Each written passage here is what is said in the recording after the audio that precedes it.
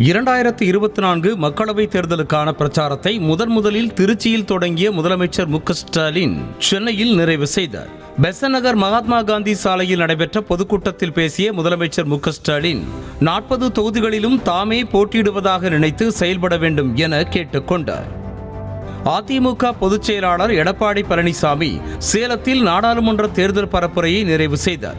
அப்போது சேலம் மக்களவை தொகுதி அதிமுக வேட்பாளர் விக்னேஷை ஆதரித்து 5 கிலோமீட்டர் தொலைவுக்கு இபிஎஸ் ரோட் ஷோ நடத்தினர். தூத்துக்குடி எட்டயபுரத்தில் பேசிய எம்பி கனிமொழி, இந்தியாவுக்கு இனிமேல் பாஜக நரேந்திர மோடி மட்டுமல்ல, இவர்களை இயக்கும் RSSம் தேவையில்லை என தெரிவித்தார். கோவை மக்களவை தொகுதியில் பேசிய அண்ணாமலை, மாற்றத்திற்கான மனநிலை மக்களிடம் தெளிவாக தெரிகிறது என்றார். கவுண்டம்பாளையம், கோவை வடக்கு, கோவை தெற்கு, சிங்காநல்லூர் பகுதிகளில் அண்ணாமலையின் இறுதிக்கட்ட பிரச்சாரம் அனல் பறந்தது.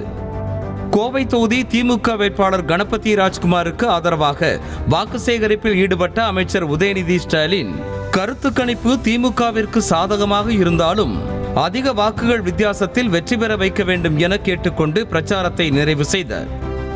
தேனி தொகுதியில் பாஜக கூட்டணியில் போட்டியிடும் டிடிவி தினகரன், திமுகவிற்கும் அதிமுகவிற்கும் பாடம் கற்பிக்க குக்கர் சின்னத்தில் வாக்களிக்க வேண்டும் என கேட்டு மக்களவை தேர்தலுக்கான தனது பரப்புரையை நிறைவு செய்தார். எம்பி பதவி மூலமாக எந்த சுகத்தையும் அனுபவித்ததில்லை என்ற சிதம்பரம் தொகுதி வேட்பாளர் திருமாவளவன், பிற்படுத்தப்பட்ட வகுப்பினருக்கான மண்டல் கமிஷன் இடஒதுக்கீட்டை கடுமையாக எதிர்த்த பாஜக தான் தன்னை பிற்படுத்தப்பட்ட வகுப்பினருக்கான எதிரி என பரப்பி வருவதாக குற்றம் சாட்டினார்.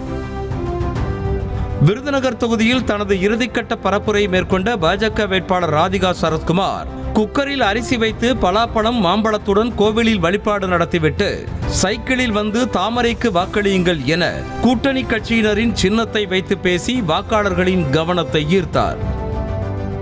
இதேபோல பாஜக கூட்டணியில் சுயேட்சை சின்னத்தில் போட்டியிடும் ஓ பன்னீர்செல்வம், திருவண்ணாமலை பாஜக வேட்பாளர் அஸ்வத்தாமன், கிருஷ்ணகிரி பாஜக வேட்பாளர் நரசிம்மன் ஆகியோரும் தங்களது இறுதிக்கட்ட பரப்புரையில் ஈடுபட்டனர். சுமார் 1 மாதமாக தொகுதிகளே கதி என கிடந்து வாக்கு சேகரிப்பில் ஈடுபட்டு வந்த வேட்பாளர்கள் 6 மணியோடு பிரச்சாரத்தை முடித்துக் கொண்டனர். இதனையடுத்து தேர்தல் விதிமுறைகள் படி தொகுதிக்கு சம்பந்தம் இல்லாத நபர்களும் இடத்தை காலி செய்தனர். செய்திகளை உடனுக்குடனும் துல்லியமாகவும் தெரிந்து கொள்ள சப்ஸ்கிரைப் பண்ணுங்க.